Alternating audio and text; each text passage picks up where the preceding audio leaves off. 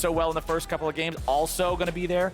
Yep, so Viego was what TL first picked last time around on blue, but they did lose that game.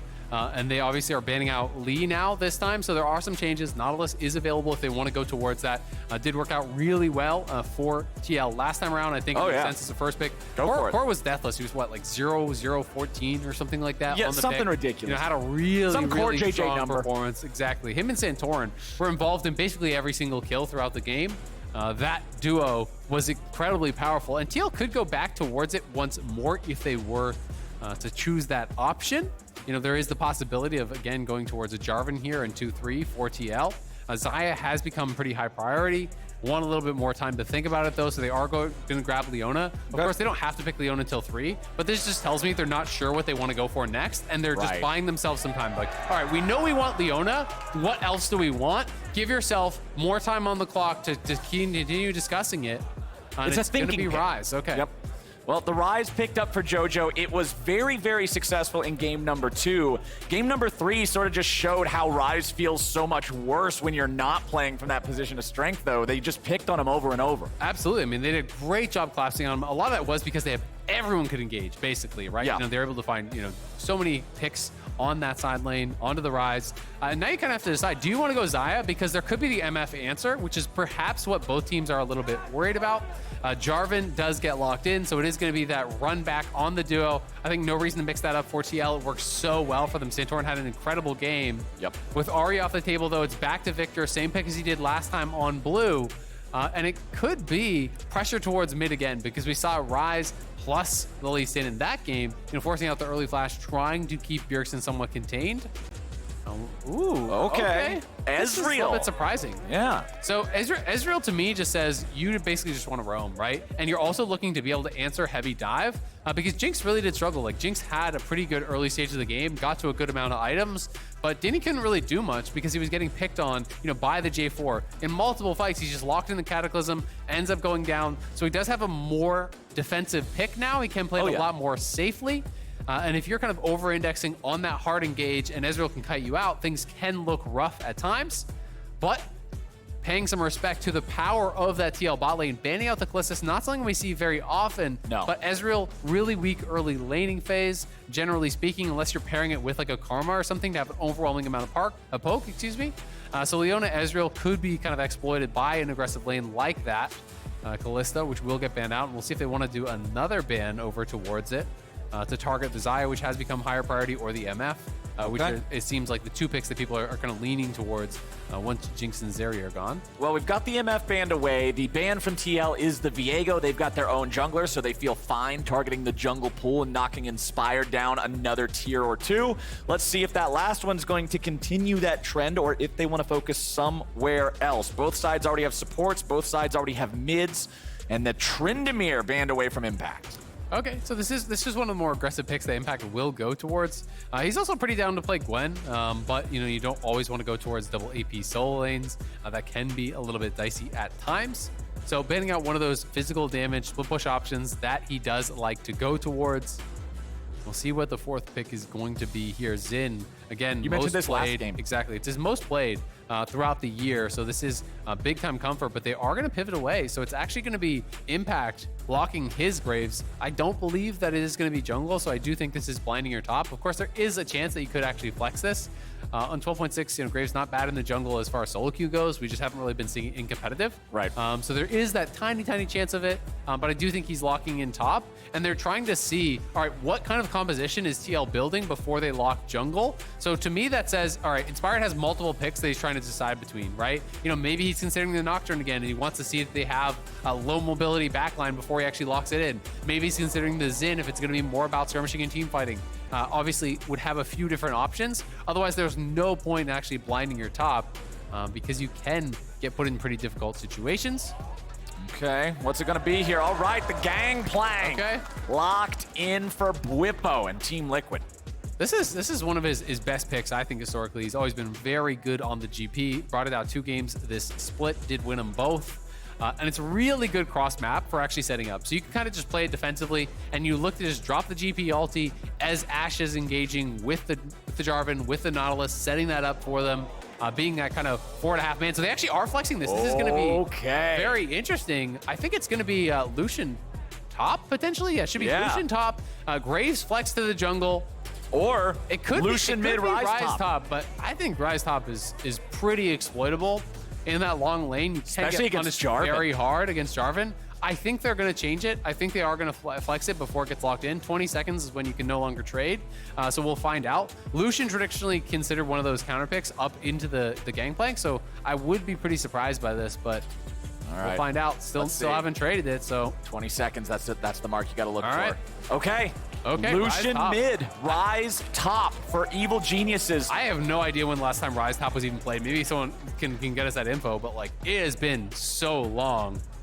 No one plays this pick top anymore. You know, it is very vulnerable when you are pushing to get ganked. And J4, one of the strongest early game gankers. Core loves to roam to top. We'll see how Impact can handle this. They've got to get a lot out of Lucian mid for it to be worthwhile. There's so much engage on the side of Team Liquid's composition with the Nautilus, with the Jarvan, having these tools. Evil Geniuses, they can either take us to silver scrapes or they will fall 3-1 to Team Liquid. If you're seeing what I'm seeing, 10 men up towards top. Earth start! Because you are playing a range versus melee matchup top, the ward and the brush is so important. So Impact is going to play try. The rest are wrapping around, but they don't spot each other. Oh, this is great. This is great. Come on. Come on, find each other. All right, we'll see if they're going to fully commit to this. Because often, they're going to face check. This is so bad for EG. EG walking into the brush and Team Liquid's ready to go. Vulcan's already down. First blood over to Han Sama. It's going to be traded back into CoreJJ. The fight continues. EG's winning and Team Liquid is trying to retreat. Bjergsen trying to get away. It's flash, flash, flash. Team Liquid head back into the hills. 2-1 EG win the Earth battle. Both teams are out for blood in game number 4. 10-man scrap to start it off. And I don't know if you're looking at the same thing as I'm looking at. I'm looking at 4 missing flashes for TL. A kill on Lucian, a kill on Ezreal. That is enormous for them. It is actually TL that get the edge because EG is face checking them. But look at the triple marksman comp here, just getting so much value. Graves, Lucian, Ezreal, all very strong in the early levels. Yes, the Leona does go down very, very quickly, but all of the DPS coming out here, the concave from EG, all those marksmen are free firing. They try to turn on to Jojo, but the rest of the EG members are incredibly healthy. They push them back. A huge start for them here. They are loving it. All smiles coming out from Vulcan. You're fine to take that trade any day of the week. Oh, absolutely. And they actually late swap. So this is something we didn't actually expect. So it's actually the players are playing the champions we expected, but they're lane swapping. Like, excuse me, I should say the lanes are correct. Holy moly, look at this. Impact is mid lane. Santorin's having to run away from Inspire. No flash, you gotta get out. Yeah, the important thing, you mentioned all of the 4 flashes on the side of Team Liquid. Everybody except Bwipo, it's gone. Everybody on EG still has them. Yeah, so I mean, I expected it to be mid-Ryze. I was talking about how, we're maybe gonna see a dive here. This is risky. I was talking about how we never see top lane Ryze, right? Because Impact was playing it. But Impact's just playing mid lane. This is one of those things you actually see in Champions quite a bit if you've been watching the streams, as people playing more of these different roles, playing Phil at times. So it is Jojo playing Lucian top. It is that Lucian versus GP matchup that I expected. Just not the player I thought was going to be piloting it. But I actually really like this because Jojo is that super lane dominant guy. You have to crush these lanes. They're going to go for the dive on Bwipo. This is critical. They're already looking for him. Jojo's going to tank the turret aggro here at the start. Piercing light. He dashes out of the turret. They'll get the kill. They'll get out alive. That is massive for EG. You put the young gun here, the lane dominant mid laner, roll swap him up to the top. Jojo has the best laning phase of any mid laner in the league. You know, has been really dominant. Will lose blue buff on bot side for this, but well worth it. Bwipo, 8 CS, 2 deaths here in 3 minutes. It's a rough start for him. And his only buy is a control ward, where, you know, you come back, Jojo is gonna have the call on top, so gonna be, out to a much stronger start. And we should swap those champion portraits around so we can see the Lucian, compared to GP up on the top side, because that is the lane that we have these players locked in. This isn't just a temporary swap. It seems like that's where they want to play it.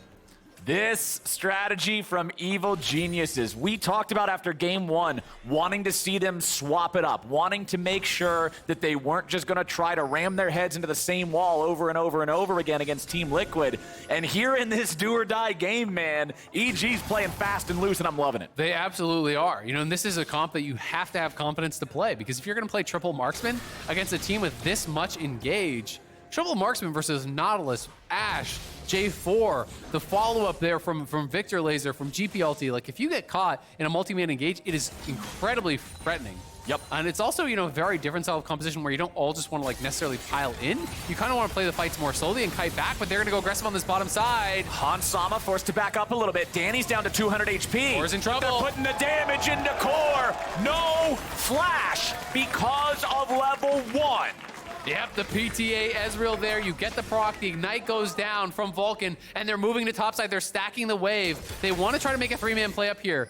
I don't think they have eyes on Santorin, but Santorin will be retreating back. He will get spotted as he actually goes back into his own jungle. We'll see if Inspired can secure this. Has smite, no smite on Santorin, so it should be Graves' camp.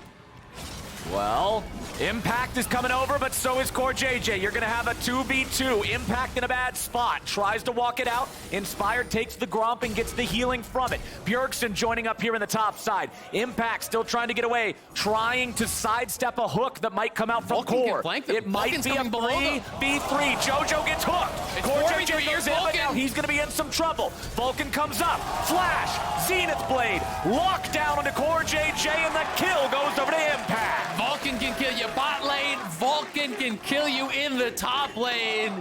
EG are everywhere in this game number 4 here, trying to push TL to the brink, trying to push them to that 5th game. Everyone had it as a 3-0, but EG had a very different idea about how this series is going to go. And how do they actually get GP out of the situation? Because he has been struggling here, getting pressured very, very heavily. Both Bjergsen and Bwipo are up towards top to try to fix this wave.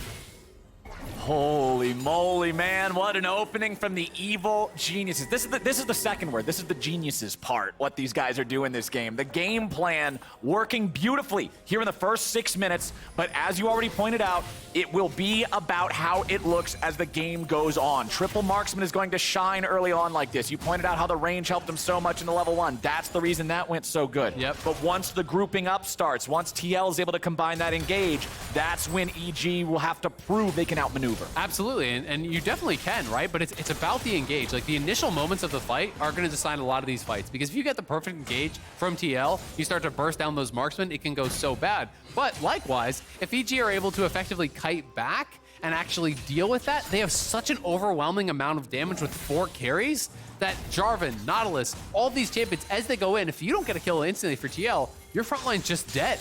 Yup, they will be turned into Swiss cheese, my friend, from all of those bullets, as Bwipo walks into the brush, but he picks the wrong brush, and that means the recall will not be interrupted there from Jojo. Impact back here in mid lane, still shoving those waves forward. Important to note, flashes are back and ready to go for a lot of Team Liquid here. Santorin does not have his. Vulcan needs to try to get away from this. Danny returning some nice damage there. CoreJJ with a flash away, but now the Bwipo ulti coming down is bad news for Vulcan. He knows there's no way out. He'll try to bring Core with him, but Hansama picks up the 2nd kill of the game for TL. Get good punish, go towards the bot side, use the GP ulti. A lot of damage here on the Impact as Bjergsen getting a good trade. Won't be able to take him down, but they knew Vulcan had no flash because Vulcan uses flash topside to actually help kill CoreJJ. Yeah. So it's a good punish on that. The Ashe ulti was used, the GP ulti was used, Jarvan shows up, they get the kill. Danny kiting this out, will survive, of course, but it does mean he is now flashless, and he was giving up some of that farm. So EG getting pushed back on this bottom side. Relmore play, though, they're looking for Hans. Hans has flash, And he has cleanse, he has Santorin right next to him coming down here. Danny's still pretty low, down to a quarter. Danny goes forward. It'll be a 1-for-1. But now Vulcan's ready to join up and see if they can pick up Santorin as well. Impact tries to be careful. He knows he only has 100 HP. Yeah. A Dragon Strike will kill him, so he has to walk away. Exactly, not worth the risk there. Plus, Core is going to be out on the map, and Core would be coming. Does arrive there. Jojo, again, just trying to push this up. is early tabbies for Bwipo. His job is to survive, and honestly, tabbies just have insane value against a triple marksman team here. You gotta give credit to Bwipo. He's kept up in the farm despite he got dove very early on. Cross-map ulti, if this actually connects onto Jojo, you can kill him as GP. Oh my God, that was so close. That is, oh, now Bwipo's in trouble! Okay, all right, He can flash for it, potentially. No, the Q doesn't actually hit. If he hit that pass through Q, he flashes on him and you die. Yep. That was really, really close on both sides. Oh, No my shot. God! No shot! Both marksmen looking for the snipe on top side, and both top laners not even sweating as the ultis tickle the back of them. The amount of cross-map in this game as well. You've got Ezreal ultis flying out. You've got Ryze with a semi-cross-map with Realm Warp. You've got the Gangplank ult, the Ashe ult. There's so much random crap that could show up out of nowhere. Man, what a game we're getting. Yeah, absolutely. Really, really exciting one so far. Chemtank already done. Very interesting. So Chemtank Jarvan, haven't seen that in, I don't know, a long time. It feels like it's almost always bruiser items here for J4. Yeah, Gore almost Drinker, always Gore Drinker, and usually Gore Drinker into tank. So it feels like he just knows his damage isn't relevant because the opponent team is very squishy and he has to find that perfect engage. I talked about how important that is for TL. So it's just indexing into that. He's saying, all right, I need to find the move speed, chase someone down here, get that perfect engage, and then my damage really isn't relevant. I mean, he even has first strike instead of like Conqueror or something, right? Because he knows in the middle of the fight, after he initially engages, he's not going to be able to stay on top of any of these carries, these mobile marksman targets. So first strike, go in, dunk him, and hope it works. The other thing that I will mention is that Gore Drinker is super effective against teams that have a lot of melee champions because it's very easy to get in the middle of them and get a multi-man Gore Drinker for a lot of healing, right? Yeah. Against a team that is essentially 4 range, you're not reliably going to be able to get a multi-man Gore Drinker, and then tank builds will just make you more tanky as a result.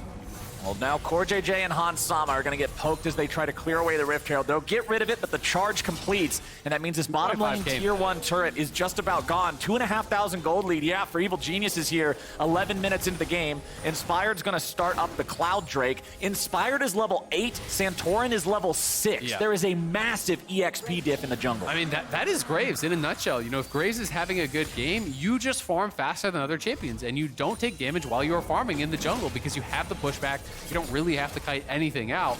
So he is very, very strong. He is going Gore Drinker. So he is going the kind of new tech. I've been seeing this more. Again, if you think that you're going to be in the midst of teams, if you think you're going to be able to be against multi-melee champions, and if you have the J4 and the Nautilus expected to be on your face, it makes you very, very tanky. But here is that Chemtank gank. All right, Impact saves the flash until after the Cataclysm is already down. He does not want to get locked in that after a flash, so that means he can survive. Still takes a good chunk of damage for it, but walking away is the important part.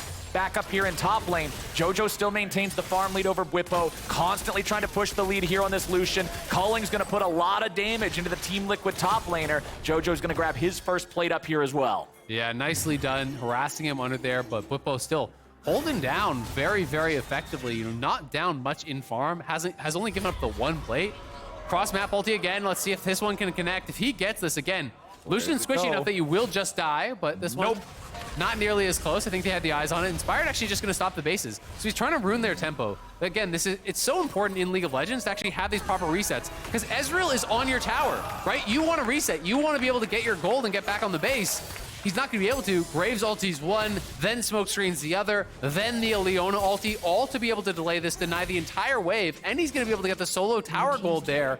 That's such a huge injection for Danny. 5 full plates. 5 full plates in the bottom lane for Evil Geniuses. Bwipo's going to stand and fight against Jojo, but Jojo's ready for him.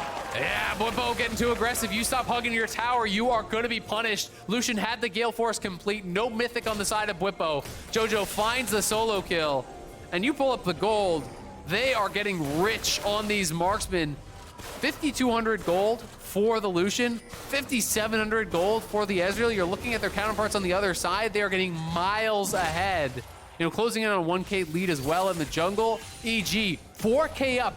13 minutes in, they are playing with the confidence to make this sort of a composition work. You're playing 4 marksmen against TL, but they've got the skills, they've got the swagger to play And it's awesome to see. This is what I always want to see coming out from teams when they're trying to challenge the big dogs. Team Liquid, throughout the entire split, has always been one of the favorites to take the whole damn thing. If you're tasked with taking them down, don't just play stock and standard and try to do it. Innovate. Be creative, and play some sort of a wild style of League of Legends that they're not ready for. Evil Geniuses is doing it. Oh, Santorin in some trouble. Wrong side of the map here. Santorin, that's not your jungle, but Team Liquid's looking to change that now. They go over the wall. They are looking to take the fight to EG. Inspired is very low. He's finally going to be taken down. Danny's ready to join up here with the fight. Han Sama going to be soaking a lot of damage. Han Sama's taken out. CoreJJ's taken out. Impact's getting away. And Santorin will not get him.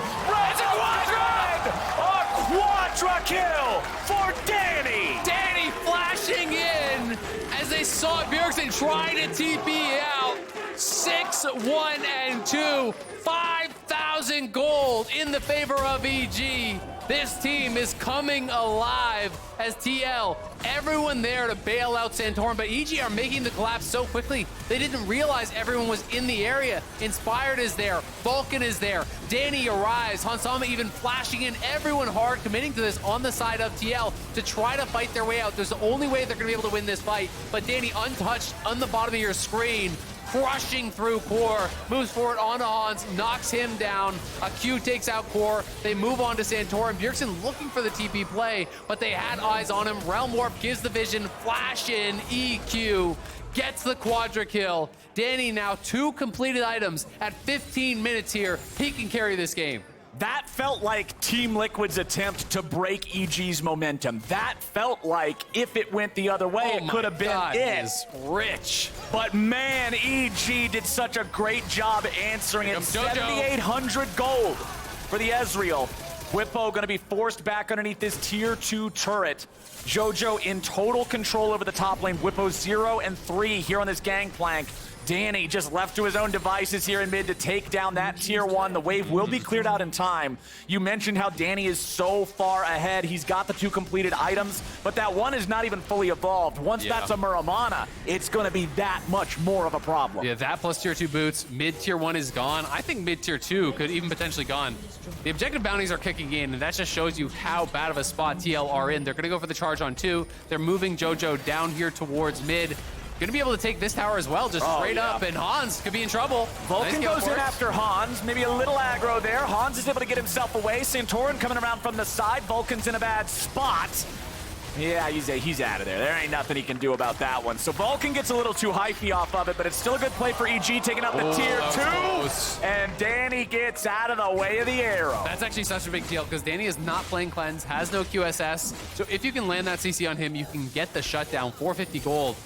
Would be the prize, but he survives. EG as a result will grab the dragon off of this, and that was just a really nice gale force from Hans. Once the Zenith Blade connects, Leona's going, whether she likes it or not. So he gale forces back, pulling Vulcan away from the rest of his team, and being able to set up that kill very effectively. It does cost him his cleanse, cost him his gale force, but they get the kill. Hans really strong at this point as well. He has picked up 4 kills, 4 of the 5 for TL, so he is a major hope for them in this game. It's going to be a lot of heavy duty carrying for him to try to get to a point where Bjergsen and Bwipo can be that big scaling factor, but they're TPing in. Oh, they're coming in. Are coming. All 5 members are going to be here, and Hans is far from arriving. Let's see. Impact doesn't want to go in too far ahead of the rest of the crew. There's your culling. CoreJJ dead immediately. Impact just constantly skirting the edges. It's so many dead bodies in Team Liquid colors as EG run them all down. I mean, you want to say they should go to Bear, but it's 17 minutes into the game. When they're killing them like this, it's just not something you're used to seeing. TL is getting absolutely rinsed in this game. EG looking so damn strong. All of the carries turning online here. Second item's coming through for multiple members now. Essence Reaver is in for the Lucian. Ryze is going to be closing in on a second item as well, with 3 kills to his name. EG just looking so confident, so aggressive. It's all about the fact that they actually look at the mini-map, and you see down here, Hans is way over here. They had full info that he was going to be there. All of the EG members are going to be much faster on the collapse. Impact's job is just to buy time. So he flashes back, he lands the Everfrost root. Jojo on the top side is coming in, crushing through core. Santorin's too low to do anything, and then it's just a full-on retreat. Hans has arrived now, but it's too little, too late for him to get anything done. EG with the great collapse, and now hunting in TL's jungle. They have got to take over the map. Look how dark that is from TL perspective. They have one quadrant, and really not even that warded up. They've got a couple wards. They've got, you know, deep into enemy territory, which is really kind of still their side of the map, but not a lot of ability to make plays. They've got to just try to turtle it up and hope that EG stagnates, that they aren't able to push the lead forward. Because if you can have, you know, the next 10, 15 minutes of just kind of farming and keeping it at this 5K gold lead, well, then Viktor and GP, they can start to really kick in and maybe, you know, give you a shot off of a good engage. Full throttle, no stops. That's how EG All needs gas, to no brakes. play the multi-marksman composition. It is an Ocean Soul, 2.5 minutes until that next Drake spawns. EG feeling good about that. You can see Santorin and CoreJJ moving into the enemy jungle. Normally, Jarvan and Nautilus together don't have a lot of kill pressure, but when you're always jumping on a marksman, the targets aren't as difficult to blow up. Exactly. I mean, they're building no defensive stats, right? It's Lucian with an Essence Reaver plus that Gale Force. It's about the mobility there. The difficulty is just that there is a lot of mobility, right? All three of the marksmen have a dash. We have Gale Force on the Lucian as well. It's a Gore Drinker on the Graves, who's probably like the most easy to catch, but that makes him relatively tanky, even going in towards the Black Cleaver. So, you know, he has the armor shred for all of these marksmen. It's going to be really, really strong. And I love that. I love the fact that he's building this item that gives armor shred to not just himself. It makes it so Danny can now focus on, you know, build a Last Whisper, build the selfish, more effective armor pen item for one person. Your teammates got your back, setting you up for the team armor pen with Cleaver. Absolutely. And it'll be interesting to see where Danny goes after this. He's going Zerilda's, it looks like, next. But I'm curious to see, will he pick up a QSS? Will he go towards, you know, Frozen Heart or a more defensive option? Because it feels like the only way they could lose is a pick. But TL now, desperation time. They are starting up this Baron. They don't see anyone on the map. Will EG actually check this? If they give this over for free, that would be devastating to their chances in this game. And that's a nightmare if EG give that away. They don't know, man. They still don't know. EG just, they're not expecting TL might get it at this point. TL with the bamboozle. EG's resetting. Nobody's there. Now they're cluing in maybe? Okay. No, they're not, because Bjergsen's showing top. Oh, but TL backed away from it. They thought EG knew. Yep. This is so interesting, because so TL are showing Bjergsen top, and that actually was what EG was making a move for. But TL assumed, because they were moving up towards the top side of the map, that they had eyes on them, that they had sussed it out. So TL got nervous, because if TL dies there, you lose 3 and you lose the Baron, and it's lights The out. entire game is 100% over. Exactly. Yes. So TL actually had the play, and EG had no idea, and that's one of those things that it's like, we know because we can see everything. TL cannot see everything. They have no idea on what info EG really does have, but they pull off. Unfortunately for them, it's not going to amount to too much. You know, your hope is picking up bounties. You know, there's 550 on Danny, there's 550 on Jojo, 300 on Impact, plus the objective bounties on towers. So it can be a big swing. Like if you get a pick or two into some objectives, the gold can kind of, you know, ricochet back towards TL. But it's going to be Soul Point here very shortly. It is Ocean Soul, which is devastating in those long fights. And look, you can see the inventories. Both of our non-jungle marksmen going for big armor pen items here as their third item. Gonna synergize so with that Black Cleaver from Inspired, setting them both up for even more damage like we were already talking about. But EG still in control right now. They've got their jungler down there. Inspired's taking care of that third Drake of the game. Arrow flies out, looking for Impact. It finds him. Santorin's going for the flash engage. Jojo provides covering fire, but it's still a good pick, a shutdown for Bjergsen, but it'll be traded back as Danny's unstoppable with a kill on the Bwipo. Really good summoner timing there. It may have looked like Impact had his flash, but he didn't quite have it. There was a couple seconds remaining from that top lane play where he flashed after actually TPing in on the flank. So they had the track on that timer. Hans nails him with the arrow. They do get a shutdown. Yes, it is a 1-for-1, but they get more gold from that. And TL have got to keep looking for picks. The only way they really win this game is by finding those picks, but this is scary because EG can rush this down very, very quickly. There are eyes on this because they actually have no pink in the pit. They have a pink outside of the pit, but EG, I think, are just happy to say, all right, come fight us. Yep, get out here. Demand the teleport, because now they're going to have Impact joining back up for the rest of the team. With all these marksmen, No way. you are It's gone. topping all the damage charged Baron to Evil Genius. Santorin had no flash, so realistically, what's he gonna do to get in there? Are you gonna flag and drag into the face of 3 of them with Leona there? You'll get stunned and just die. But now, EG enabled through the side lane. The Ryze is really, really strong. Lucian has been playing towards side as well. They're looking for impact. Has flash now. Flash is ready, would have to wait. Okay, there we go. Flash is away from the EQ. Looking to return plenty of damage onto Santorin. Impact surviving as long as he can, but Team Liquid get the kill. Jojo, nice dash away from the arrow. Having a flash out now as they continue the chase. Calling coming out. It forces them back. There's Team Liquid, you better be careful, boys. CoreJJ's already down. Bjergsen and Hans on the run. Bjergsen knows he's dead. Jojo goes unstoppable. Vulcan's not done yet. Still looking for more. Still looking for Hans. Still looking for a Zenith Blade. Inspired continues charging forward, getting the stacks in the Black Cleaver. Ults himself closer to his opponent, forces the flash out of the Ashe. Now, Bwipo, Hans, Santorin, the only ones alive as EG's Baron push lights up. Yeah, they're gonna keep pushing here with Viktor down. That is the majority of your safe wave clear. Bwipo is gonna try to land some of these barrels, but honestly, against triple marksman, it's very difficult to actually pull off those barrel chains. They can snipe down those barrels very, very easily. They get the top tier 2. They're pushing in mid here, trying to set up a push in multiple waves. 10,000 now is the gold lead for EG. Everything in their favor, looking to force a pivotal game 5 here to upset TL, our first place team from the regular season. These games get wilder and wilder and wilder as we go, Azael. I'm loving it. Evil Geniuses are in such a strong spot. Vulcan will continue being the first one moving forward. Gets the slow on Bjergsen, and as soon as Zenith Blade connects, TL's primary wave clear is eliminated for the next 40 seconds. And they spot TL on the side, they're gonna collapse. They're not done yet. Vulcan might be low, but he's set him up for even more success. Santorin about to die. Jojo gets away. He won't even be traded back. That's 3 kills. That's probably the game right here. Oh, look at the barrel. Oh, that was close. Jojo gets away. Bwipo still looking to see if he can find anything. Inspired goes over the wall, though. He's looking for Bwipo. Flash in, another one straight to the face. There's your damage. Oh, but he barely misses that last little bit there for the ulti. Danny tries to go for a kill into Hans as well. Both Team Liquid players still stay standing, which means the game will not be ending just yet, but the base is broken open. EG are feeling themselves, getting knifey there, getting aggressive. Inspired going in. Good sidestep from Bwipo to stay alive. But EG, they know it. They are getting closer and closer to clinching this game, trying to pick up some luxury items to secure it.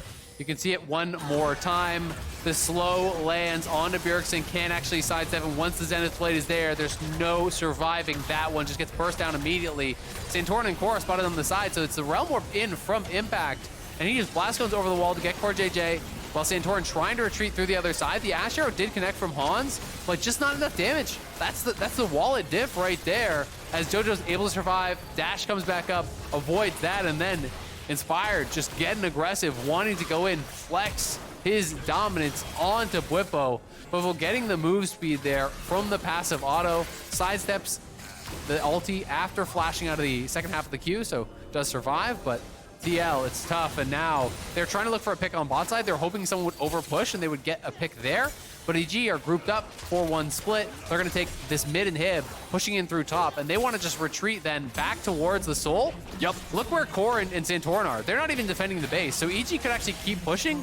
TL were hoping that they could find some sort of a miracle angle for an engage at Soul, but if EG keep going, you kind of called their bluff because there's 2 members not even here to defend.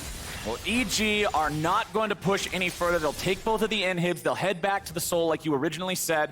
As they walk through the enemy jungle, they can just take a shortcut. They don't have to risk getting caught in any sort of a bad spot by a Team Liquid engage. It's already been claimed by Inspired. There is no steal to be found. CoreJJ and Santorin trying to fight a nice shutdown back over onto Jojo. Hans Sama's about to die to do it. Kill back over to Bwipo. EG lost the fight because Danny was dealing with Hans off to the side. Now, what else can Danny find on the back end here? Inspired still at full HP as well. Gonna walk through Bwipo. Gotta be careful about that one. Remember, Inspired flashed previously. Santorin just dies. Danny's ready to go. He's got range on all of them. Bwipo can't do it. Bjergsen Bjergsen, I don't think he's got it either. Evil Geniuses might have lost the fight at the start, but 10,000 gold is just too much. And the Nexus towers are getting hit by supers right now. Inspired not going to let Bjergsen get back to the base. Core is about up here, but they're going to rally in around Bjergsen, try to knock him down. Oh, Danny's just fearless. He knows there's no concern at all here. Bjergsen dead for 45 again. And Evil Geniuses and Danny are marching towards a win. Yeah, that delayed spawn timer is actually such a big deal. The fact that Bjergsen lives that long can end up working against them because this spawn timer, everyone has respawned from EG. They can push out here on the map, look to collapse for this last inhibitor tower. See if they can get that before Bjergsen's up. They have, a wave after this one still to try to do it. 20 seconds now on Bjergsen. I don't think TL can realistically defend this. It's going to be tough. Here we go. TP's coming in just to make sure they get the maximum amount of value out of these minions. Impact's ready to rock. True Shot Barrage flying off, doing a little bit of damage onto Bwipo. That last inhibitor turret cannot weather the storm of Evil Genius marksman bullets. And now they've got all 3 inhibs down for the next 3 minutes before those first 2 of them respawn. EG is in a great spot to win this game. They could play it slower, back out for a Baron if they wanted, but they have plenty of resources. Full health, full mana. And you have Ocean Soul, man. It's one of those situations where you can just keep going forever, keep whittling them away, poking at them. Is a Lucian recall just to buy. He's got the GA now here ready to go. They're trying to go for the end here, push in these supers, corral TL in their base, land some of that Ezreal poke, and then go in for the finishing blow. Well, Hansama just dies to the culling and the Gale Force. Santorin's going to be dropped next. Nexus turrets are about to disappear in front of your very eyes. Some damage coming out from TL, but it's not enough. Vulcan will drop, but he's going to be traded for the entirety of Team Liquid. Bjergsen dies back in the fountain, and holy moly, after 2 years with no fans in the studio, we are going to a Game 5 on day 2 of the playoffs. Cue up the silver scrapes. EG are here to play. Bringing out the triple marksman comp here. I didn't think they were going to flex the Graves, but not only do they flex it, they lane swap their mid laner up the top. They give Jojo the Lucian in this mechanical matchup where he's got to play super aggressive. He was the guy to do it. Bwipo at the tower was able to play those thin margins really, really aggressively to find advantages. And on the other side of the map, I mean, Impact looked right at home in mid lane. There was nothing going wrong for him on the Ryze in mid against Bjergsen. EG just looked so comfortable. It has to be said, though, so much of that advantage was from level 1. They forced 4 flashes. They got 2 kills. They started at a big edge. And if you're TL, you just have to wipe away the game and say, nope, it was level 1. Who cares? Don't worry about it. Reset. We're going to be on red for game 5, and we're going to win that game. But, I mean, EG really did execute. They made the most of their advantages. And Danny, 16-1-8. Yeah, that's an incredible scoreline. Had just an incredible performance there in that game. Honestly, all of EG, I love the fact that they waited until they were on, Team Liquid's match point to pull this out and just be like, all right, this is probably one of our wackiest strategies. Level 1 death ball, let's go for it. I love that. It's not a strategy that you're going to be able to say, yeah, this is now our bread and butter, let's do it every game. Not going to work like that. But here in this game 4, when they had to get a dub, it got them that win. They've tied it up and have